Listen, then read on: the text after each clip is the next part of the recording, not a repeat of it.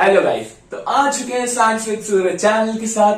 पिछले लेक्चर में हमने रिप्रोडक्शन चैप्टर का इंट्रोडक्शन देख लिया था, difference between sexual and asexual देख लिया था। इस वीडियो में हम बात करेंगे टाइप्स ऑफ एसेक्सुअल रिप्रोडक्शन की। तो चलिए करते हैं चालू। Types of asexual reproduction.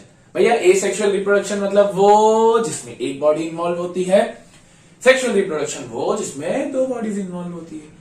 और एसेक्सुअल रिप्रोडक्शन में वेरिएशन कम देखने को मिलते हैं, पेरेंट से एकदम कम दिखते हैं। लाइक एग्जांपल बैक्टीरिया, यीस्ट हमने देखे थे।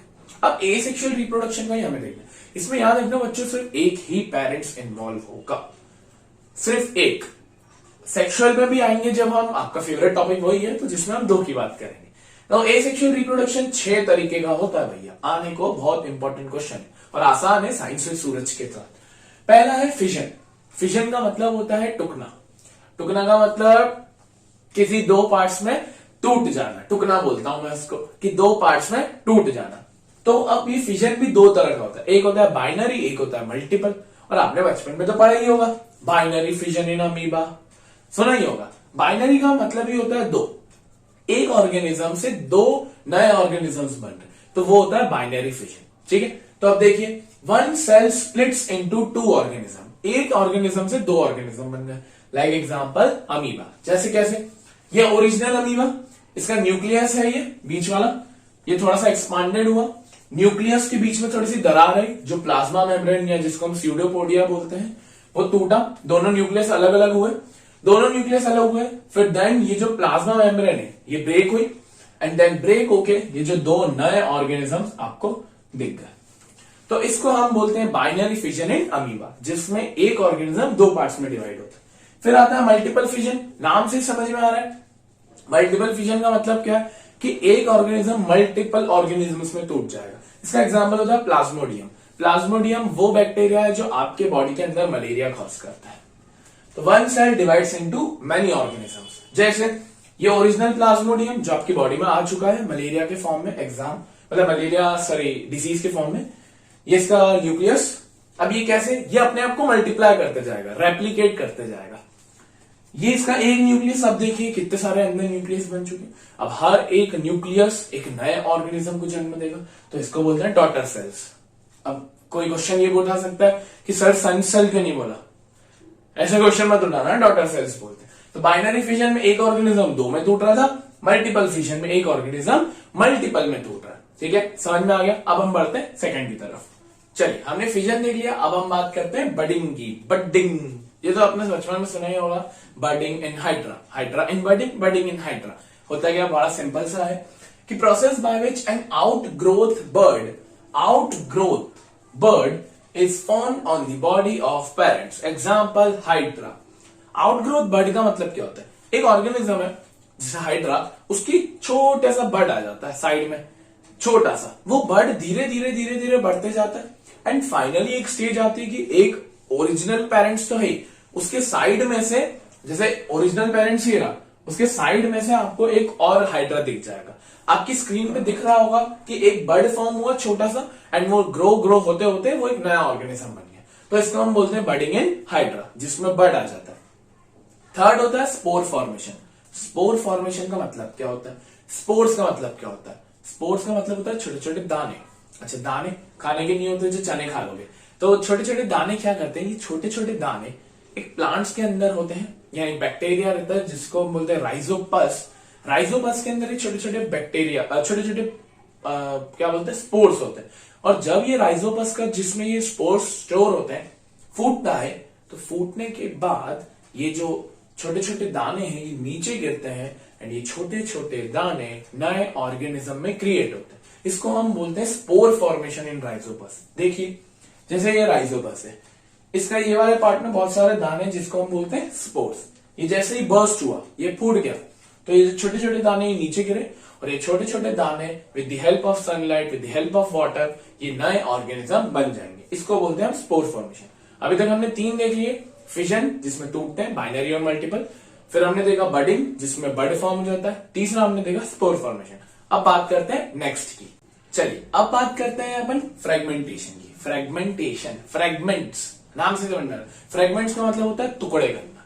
हम एक ऑर्गेनिज्म को इस तरह काटेंगे कि जो उसका न्यूक्लियस है, क्योंकि न्यूक्लियस एक इंपॉर्टेंट पार्ट रहता है, जो उसका न्यूक्लियस है वो कहीं ना कहीं दूसरे ऑर्गेनिज्म को जन्म दे पाए, तो उसे हम बोलते हैं फ्रेगमेंटेशन। अच्छा, ये किसमें होता है? ये होता है आपका स्पायरोगायरा में। जैसे ये स्पायरोगायरा है, ये जो आपको दिख रहा है ना जिगजैग वे में, इसको हम बोलते हैं इसकी न्यूक्लियस। अब जब ये न्यूक्लियस को हम यहां से काटा, मैंने यहां से काटा, तो एक पार्ट ये बना, एक पार्ट ये, एक पार्ट ये तीनों पार्ट एक नए ऑर्गेनिजम्स बन जाएंगे। इसको हम बोलते हैं फ्रेगमेंटेशन। अच्छा, काटने का तरीका है कि काटना ऐसे है कि इसमें न्यूक्लियस बना रहा है, तो जाके वो न्यू ऑर्गेनिज्म बनेगा। तो in this organism breaks up into fragments and each fragments develop into new organism. तो इसका एग्जांपल है स्पायरोगायरा। अब हम बात करते हैं रीजनरेशन की। नाम से समझ में आ रहा है वापस से जनरेट होना। एक ऑर्गेनिज्म का कोई पार्ट कट गया गलती से, तो उस ऑर्गेनिज्म का वो पार्ट वापस आ जाएगा। जैसे मैं इसका एग्जांपल दूं, चिपकली की पूंछ काट दो, वो वापस जिंदा मतलब वो वापस इसकी पूंछ आ जाएगी। बट सर क्या ऐसा भी होगा चिपकली की मुंडी काट दी तो मुंडी आ जाएगी? नहीं, ऐसा नहीं होगा। कुछ पर्टिकुलर पार्ट्स ऐसे होते हैं जिनको काटने से वो पार्ट वापस आ जाता है।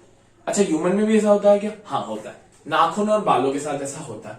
बट क्या सर हम उंगली काट के देखें, सर बोलो उंगली वापस आ जाए? तो ऐसा नहीं होगा। उंगली काटना हमारे बस में नहीं है और ऐसे ट्राई भी मत करना, वो रीजनरेशन नहीं होगा। तो एक एग्जाम्पल रहता है प्लेनेरिया। आपको इमेज देख रही होगी, बहुत अच्छा ऑर्गेनिज्म है, मस्त देखता है आपको आंखों से। तो ये ऑर्गेनिज्म को आप कहीं से भी काटो, कहीं से भी, ये ऑर्गेनिज्म नया ऑर्गेनिज्म बन जाएगा। आंख से काटना है आंख से काट लो, पेट से काटना है पेट से काट लो, लात से काटना है लात से काट लो, नए ऑर्गेनिज्म बन जाएंगे। तो ये फर्क होता है रीजनरेशन का, कि रीजनरेशन में एक बॉडी पार्ट या पूरा का पूरा ऑर्गेनिज्म वापस जनरेट हो जाता है। तो the process of getting back our full organism is called as regeneration. Example planaria या टेल ऑफ लिजार्ड की पूंछ। अब बात करते हैं हम लास्ट के ऊपर। चलिए अब बात करते हैं लास्ट तरह के एसेक्सुअल रिप्रोडक्शन की, जो कि है वेजिटेटिव प्रोपोगेशन। वेजिटेटिव प्रोपोगेशन ऐसे नेम से ही हमें समझ में आ रहा है कि ये कहीं ना कहीं प्लांट्स में होगा। ये दो तरीके का होता है, एक नेचुरल वेजिटेशन और एक आर्टिफिशियल वेजिटेशन। नेचुरल मतलब विदाउट एनी ह्यूमन इंटरफेरेंस, कि एक प्लांट है, उस प्लांट की कोई पत्ती, स्टेम या लीफ कुछ भी गिर गया, फ्रूट्स गिर गए, सीड्स गिर गए, और वो अपने आप, हमने नहीं गिरा, खुद ही गिर गए, वो जमीन में गिरे, उसको कंटिन्यूस पानी का सप्लाई मिल रहा है, सनलाइट मिल रही है, तो वो नया ऑर्गेनिज्म बन गया या नया प्लांट बन गया। तो उसे बोलते हैं नेचुरल तरीका, जो कि होता है ब्रायोफाइलम में। ठीक है। आर्टिफिशियल मतलब नाम से समझ में आ रहा है कि ह्यूमन बीइंग करेंगे।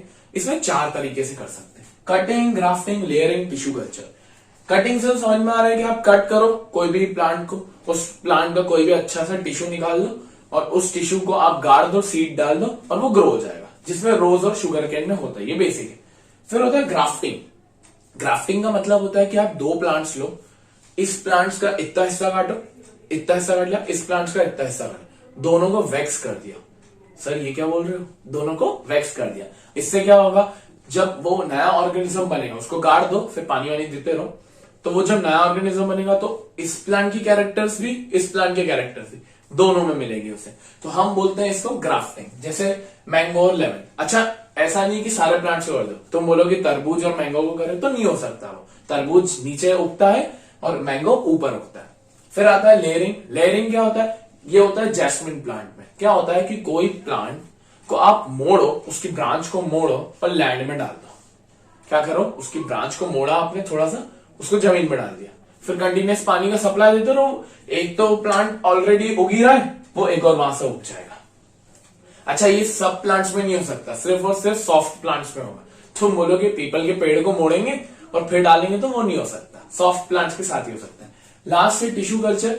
टिश्यू कल्चर और भी अच्छा मेथड है, जो अभी अभी रिसेंटली यूजेज में आता है, कि एक प्लांट्स लीजिए, उस प्लांट्स का पर्टिकुलर टिश्यू निकालिए, उस टिश्यू को आप लेबोरेटरी में ले जाइए और एक आर्टिफिशियल मीडियम क्रिएट करिए, जिसमें पानी हो, जिसमें ऐसी चीजें हो जिससे प्लांट्स ग्रो होते हैं, तो उसे हम टिश्यू कल्चर बोलते हैं। कि टिश्यू कल्चर में आर्टिफिशियल लेबोरेटरी में ले जा रहे हैं। तो ये था आपका वेजिटेटिव प्रोपोगेशन। हमने 6 तरीके पढ़ लिए। फिजन पढ़ा हमने, फिर हमने पढ़ा बडिंग, फिर हमने पढ़ा फ्रेगमेंटेशन, फिर हमने पढ़ा स्पोर फॉर्मेशन, फिर हमने पढ़ा रीजनरेशन एंड लास्ट में हमने पढ़ा वेजिटेटिव प्रोपोगेशन। इस वीडियो के लिए इतना ही।